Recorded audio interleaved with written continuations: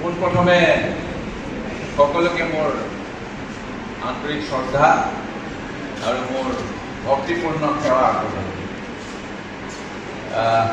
মঞ্চত উপবিষ্ট বনচাই অসমৰ সভাপতি ৰেজাউল কৰিম ডাঙৰীয়া, মোৰ লগতে বেলেগ ধৰণৰ সুসম্পৰ্ক গঢ়ি উঠা বনচাই এজন অতি উদ্যোগী উদ্যোক্তা পাৰ্থ, মই আজি নাম কাঢ়ি মাৰিছোঁ পাৰ্থ আৰু তেখেতৰ পৰিয়াল, বনচাই উদ্যোগৰ অন্যান্য কৰ্মীসকল, উদ্যোক্তাসকল আদি এই অনুষ্ঠানটো আগবঢ়া। মই মাত্ৰ নামটো বুজিছিলোঁ, অতি সুন্দৰভাৱে আগবঢ়াইছে তেখেত।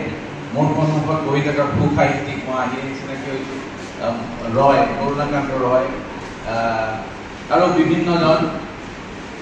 আৰু আজি এই বিশেষ সজাগতামূলক সভাত উপস্থিত হোৱা খৰভোগ বৰনগৰ অঞ্চলৰ আৰু ইয়াৰ আশে পাশৰ পৰা অহা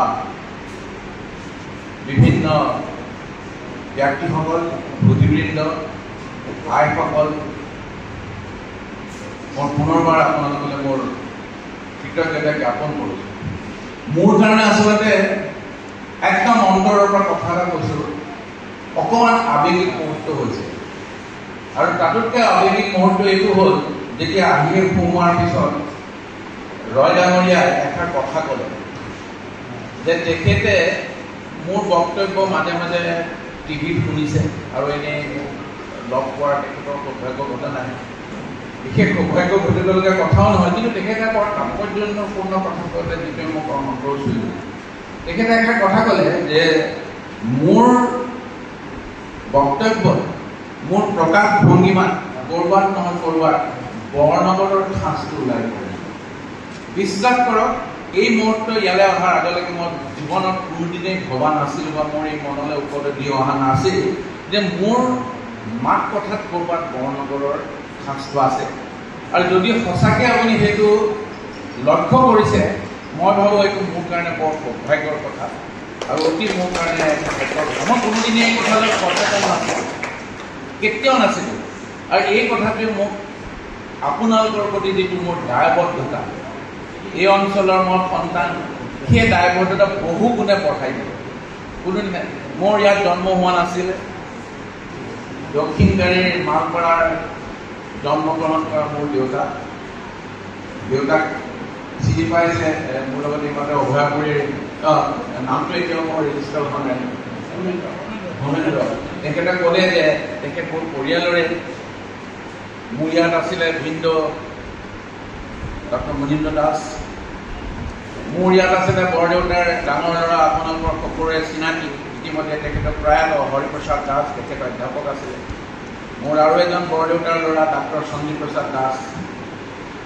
যদিও ইয়াৰ লগত মোৰ জন্মসূত্ৰে কোনো সংযোগ নাছিলে, তথাপিও যেটি মাজে মাজে আহোঁ আৰু আহি বৰনগৰ অঞ্চলৰ এই দক্ষিণ বনগীৰ পৰা গুচি যাওঁ। আজি কিন্তু এই গোটেই ঘটনাটো সাংঘাতিক ধৰণৰ এটা ইতিহাস হৈ গ'ল মোৰ জীৱনত। আৰু কেতিয়াবা যদি ক'ৰবাত কেতিয়াবা ডায়েৰীত লিখা যাব, মোৰ আজিৰ দিনটো অতি গুৰুত্বপূৰ্ণভাৱে এটা অতি তাৎপৰ্যপূৰ্ণ দিন হিচাপে মই লিখি ৰাখিম। আৰু মই আপোনালোকক আজি কথা দিলোঁ, আপোনালোকে খৰভোগৰ ৰাইজে, বৰনগৰৰ ৰাইজে, আপোনালোকৰ এই ভাই ভতিজা, মোৰ সন্মুখত বহুত খুৰা আছে, ভতিজা আছে, ভাই আছে, ককাই ভাই আছে, বাই ভনী আছে, যেতিয়াই মাতে, যিকোনো কাৰণতে মাতে, মই আপোনালোকৰ মাজত উপস্থিত। মই এইখিনি কথা দিম।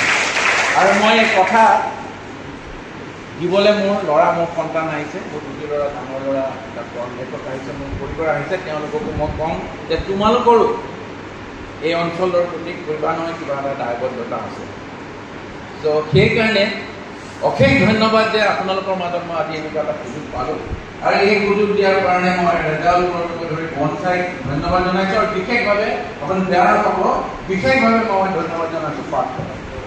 আৰু এটা কথা দি গ'লোঁ পাৰ্থক, তোমাক মই তুমি বুলি কৈছোঁ দেই। আজি মই পাৰ্থক এষাৰ কথা কৈছিলোঁ যে আপোনালোকৰ যি পথাৰ নাট হয়, এইটো এটা সাংঘাতিক ধৰণৰ অসমত ট্ৰেণ্ড এটা হৈছে। পথাৰ নাট, যি অঞ্চলত মঞ্চ ঘৰ নাই, যি অঞ্চলত নাটক কৰাৰ যি নাটকৰ মঞ্চ, প্ৰতিষ্ঠিত মঞ্চ নাই, সেই অঞ্চলত আজিকালি যিসকলৰ আন্তৰিকতাৰে আৰু নিষ্ঠাৰে নাট্য কৰ্ম আৰু নাট্য চৰ্চা কৰিব বিচাৰে তেওঁলোকে পথাৰ বিচাৰি পাইছে।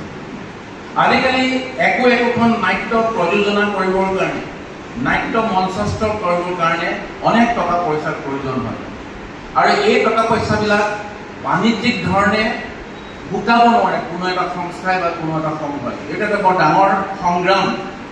কিন্তু তৎসত্ত্বেও নাট্য চৰ্চা আমাক লাগিব। সুস্থ সামাজিক যি সুস্থ নাট্যই আমাৰ মনোজগতত ক্ৰিয়া কৰি আমাক এটা মানসিকভাৱে উত্তৰণৰ ক্ষেত্ৰত আমাক সহায় কৰিব, আমাৰ তেনেকুৱা ধৰণৰ নাট্য চৰ্চা লাগিব। আৰু সেই নাট্য চৰ্চা কৰিব পাৰিব কোনে? এই সৰু সৰু গোটে যিবিলাকৰ সঁচাকৈয়ে নিষ্ঠা আৰু আন্তৰিকতাৰে নাট্য সাহিত্য আৰু নাট্য চৰ্চা কৰাৰ এটা সাংঘাতিক ধৰণৰ তাৰণা ভিতৰত আছে। কিন্তু অসুবিধা বহুত, টকা পইচা আৰু পৰিৱেশ আৰু মঞ্চস্থ কৰা হয়। গতিকে এটা নতুন ট্ৰেণ্ড হৈছে পথাৰ নাট, যিটো অসমৰ আজিকালি চুকে কোণে হৈছে। মই অকণমান হ'লেও নাট্যকৰ্মী বুলি ক'ব খুজিব কওঁ বাৰু, নাট্যকৰ্মীয়ে নাট্য চৰ্চা অলপ কৰোঁ আৰু মই এনেকৈ পথাৰ নাট অন্তত ৬-৭খন জেগাত কৰিছোঁ। আৰু সৰভোগলৈ মই আহিম বুলি নাটক লৈ আহিব নোৱাৰিলেও মই আপোনালোকৰ অহা বছৰ নাটপথাৰত মই থাকিম। যেনেধৰণে আপোনালোকে কয় মই মোৰ ফালৰ পৰা যিখিনি মোৰ সীমাবদ্ধতাৰে আপোনালোকক সহায় পৰামৰ্শ কৰিম। আৰু যদি প্ৰয়োজন হয় বা আপোনালোকে বিচাৰে মই সৰু নাটক এখনো লৈ আহিম। এতিয়া এই গৰমৰ কেইদিন আমি নাটক কৰা নাই। কালি ৰাতি আমাৰ নতুনকৈ মিটিং হৈ গৈছে, অক্টোবৰৰ পৰা আমি নতুন নতুন নাটক লৈছোঁ। যি কি নহওক, আজিৰ প্ৰসংগ নাটক নহয়, আজিৰ প্ৰসংগ ব্যক্তিগত আৱেগিক যি মোৰ আজি মই আপোনালোকৰ মাজত আৱেগিক এটা জোৱাৰ উঠিছে সেইটোও নহয়। আজিৰ আপোনালোকৰ মাজলৈ অহাৰ মূল উদ্দেশ্য হৈছে, যিটো উদ্দেশ্যৰে মই সৰুকাল শৈশৱৰ মোৰ নিজৰ স্বকীয় পৰিচয় নতুনভাৱে বিচাৰি পাইছোঁ আপোনালোকৰ মাজত। আজিৰ আমাৰ আলোচনাৰ কথা বিষয় হৈছে আপোনালোকে দিছে মন স্বাস্থ্য, মানসিক স্বাস্থ্যৰ বিষয়ে। মানসিক স্বাস্থ্যৰ বিষয়টো আমি কি আলোচনা কৰিব লগা বিষয় হয় নেকি?